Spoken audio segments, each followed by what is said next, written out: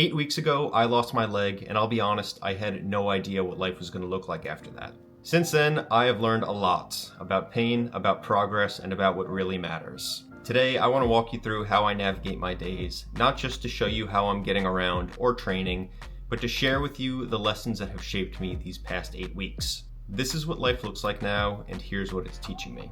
For those of you who are new to the channel or don't know, my name is Stefan. I'm a 29-year-old former professional athlete. That's how this channel started, and a brand new inductee to the Amputee Club. I have a video talking about exactly what happened on my channel if you want some backstory.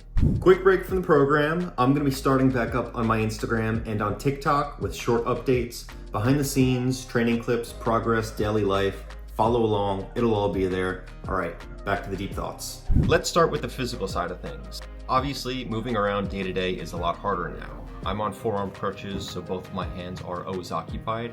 I can't just grab a glass of water and move it across the room. I have to figure out other ways to move things. Usually that involves hopping around, shimmying on one foot, sliding across the floor, or using countertops to balance myself and shift myself over. Simple tasks that used to take just a few seconds now require planning and effort and are 2 to 3 times longer to do.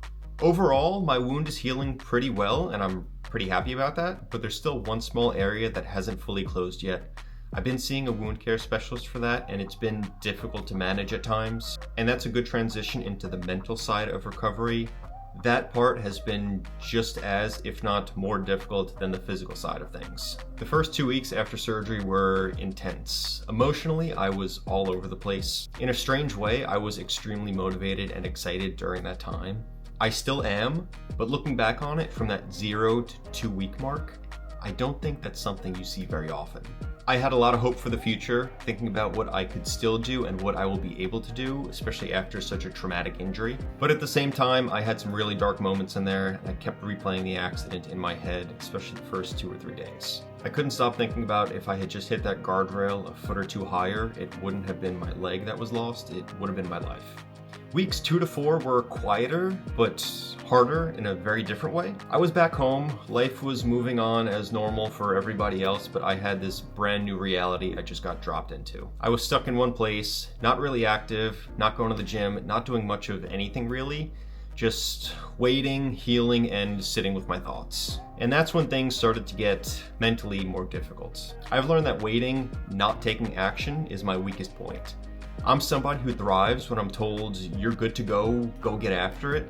Physical effort, I have no problem at all pushing through that, but sitting still and letting my body do the work, that's hard for me.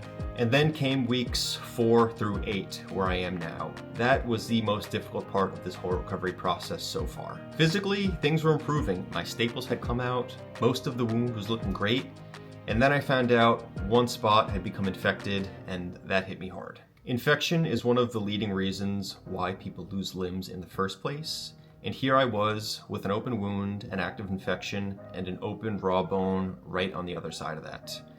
It scared me, and naturally my mind started spiraling into worst case scenarios. I was stressed, I was irritable for a few weeks, and I wasn't the person that I wanted to be during that time. And that's one of the hardest lessons I've learned so far. You can know there will be highs, you can know there will be lows, but you'll never know how you'll react to those lows until you're actually in it. The good news is, I think I'm coming out on the other side of that stretch now. The wound care specialist gave me a different packing and dressing routine, and it seems like it's working. And I got the go-ahead to begin the fitting process for my new prosthetic leg in just a few days, which I am so pumped about. So I just wanted to share that because this journey isn't just about the physical training and daily challenges. It's very much about the emotional reality too. Because if there's one thing this journey has taught me, it's that progress isn't just healing the body, it's about learning how to handle the mental storms along the way. And that leads me into my next lesson, which we are going to talk about once I get to the gym. Just finished up a hard 15 minutes on the bike, but my next lesson is this. Your identity is far bigger than just your body.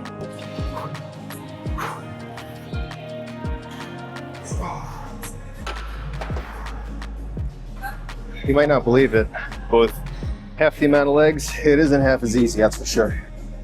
But for a long time, I tied so much of who I was to how I moved, how I trained, how I competed. And then suddenly, when all that changed overnight, it really rocked my world. I was starting to question myself and ask myself, who I was at that point. But the truth is, what actually makes you who you are isn't your mobility. It's not the number of limbs you have. It's not what you can or can't do physically.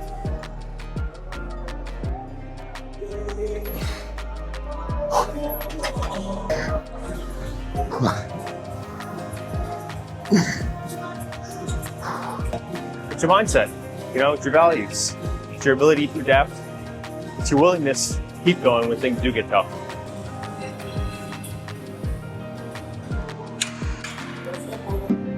But I'm still me, even if the way I show up in the world looks a little bit different compared to most people. And what I've come to realize is the body can change, circumstances can change, but the core of who you are as a person, that doesn't go anywhere. In fact, sometimes it gets even stronger when it's tested. And lastly, another powerful lesson I've been taught is how much of an impact having the right support can have during a time like this. And that starts with my boy Pongo over here.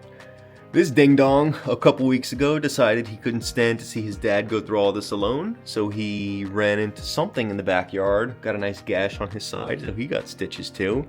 And he's a conehead, so we're going through this together. He really made sure his mom has her hands full during a time like this. Ain't that right, dude? And then we have the most beautiful little girl, Birdie, who is mine and Pongo's emotional support dog right now. Ain't that right, pretty girl? But actually, in the days and the weeks after my accident, I started having conversations with people I never expected to meet before. Strangers who turned into mentors, people who had gone through the same exact thing I'm going through now, reaching out to offer support, offer encouragement, and show me that life wasn't over. It was just different now. Not better, not worse, just different. And different didn't have to be a bad thing. There's something incredibly grounding about hearing from somebody who's walked this same path before you.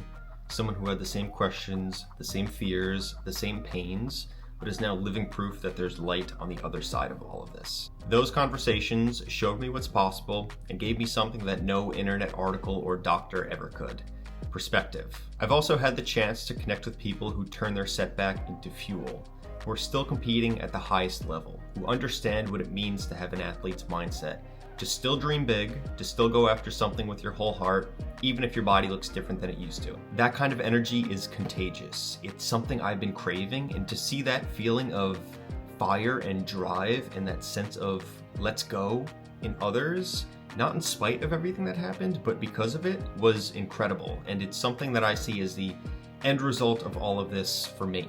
And beyond that, I have been overwhelmed from the support shown by friends, family, people I'm meeting for the first time now, all of you guys. Reading your stories, it's been humbling, it's been emotional, and honestly, it's been a big motivator to keep going, to keep showing up every single day, finding strength in the little wins, keep sharing my story. So for that, thank you. I hope you enjoyed this video.